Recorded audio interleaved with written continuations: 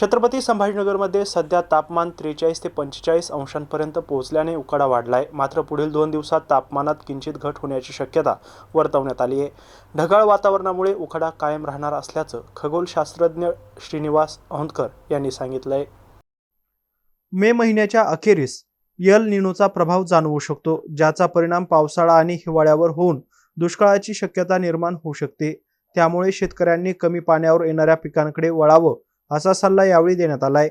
दरम्यान महाराष्ट्रात तापमान 50 ते 55 अंशापर्यंत जाणार असल्याचा व्हायरल मेसेज चुकीचा असल्याचंही यावेळी सांगण्यात आलंय। आज 30 एप्रिल आहे आणि गेल्या काही 15 वर्षात तापमानाचा ट्रेंड बघितला गेला तर आपल्याकडे कमाल तापमान 43-44 दरम्यान गेलं आणि हा ट्रेंड आगामी काळात राहील का तर नाही। आता पुढच्या 2 दिवसांमध्ये आपल्याकडे लक्षात येईल की कमाल तापमान देखील कमी होईल आणि त्यात जे किमान तापमान 28-29 गेलं होतं ते देखील आपल्याला कमी झालेलं लक्षात येईल। त्यामुळे एकूण जो उकाडा होता तो आता आपल्याला कमी होताना दिसतोय। परंतु या स्टॅबिलिटीच्या फेजमध्ये आर्द्रता जी कमी आहे, ढगाळ वातावरण राहीलच, पण त्यामुळे नक्की आपल्याला अंगाची लाही होणारच आहेच आहे। ते 12-15 तारखेपर्यंत ट्रेंड जे असतील, पण या प्लेस आपल्याकडे जो ट्रेंड बघताना जी उन्हाची परिस्थिती निर्माण होते ती अल निनो जो आहे इम्पॅक्ट करणारा हा कदाचित वेळेच्या आज येईल, दाखल होईल असे इंडिकेटर मिळत आहेत।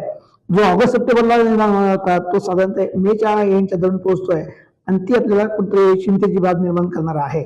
आणि ऑगस्टच्या पुढं हाच अल निनो सुपर अल निनो मध्ये कन्वर्ट होत असल्यामुळं आगामी काळातला एकूण या 4 महिन्यातला पावसाळा असेल आणि आगामी काळातली हिवाळा असेल त्यामध्ये नक्कीच घट होते। पूर्णपणे पाऊस मिळेल, पावसाळा मिळेल असे इंडिकेटर मिळेल, दुष्काळ परिस्थिती होती आहे आणि त्याच वेळेस आपल्याकडचा जो हिवाळा असेल तो देखील कमकुवत होताना दिसतोय।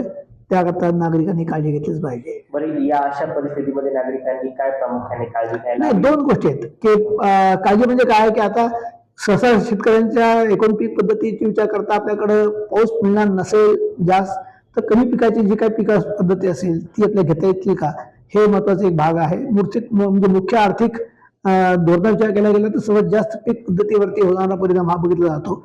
आणि नागरिकांनी या दरम्यानच्या काळामध्ये नक्की तापमान उष्णता असेल तर आपल्याला सुतीचे कपडे असेल किंवा या दरम्यान टोपी असेल किंवा रुमाल असेल किंवा दुपारच्या काळातलं काम बंद ठेवून घरी काम करता येईल का, अशा अनेक उपाय स्वतः नियोजन करावं लागेल आणि त्यात आपली सुरक्षितता वाढणं आवश्यक आहे। त्याच वेळेस जे काही आता मिळणारे पाणी असेल ते पाण्याचा उपयोग करून जास्तीत जास्त त्याचा उपयोग कसा आणता येईल, विनाकारण नाश न करू देता त्याला प्रिझर्व करून आपल्याला ते साठवून करून आपल्याला कसं करता येईल त्यावर देखील लक्ष देणं आवश्यक आहे।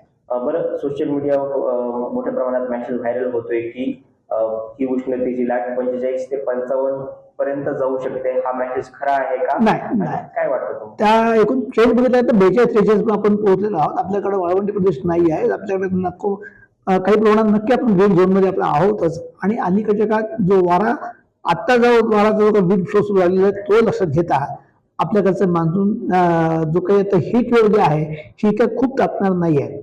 आपल्याकडे साधारणतः अकोला 16.46 पर्यंत गेलेलं बघितलेलं आहे।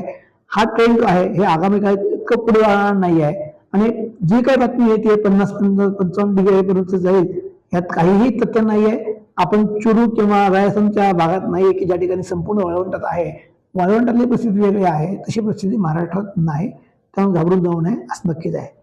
तर आपलं नाव?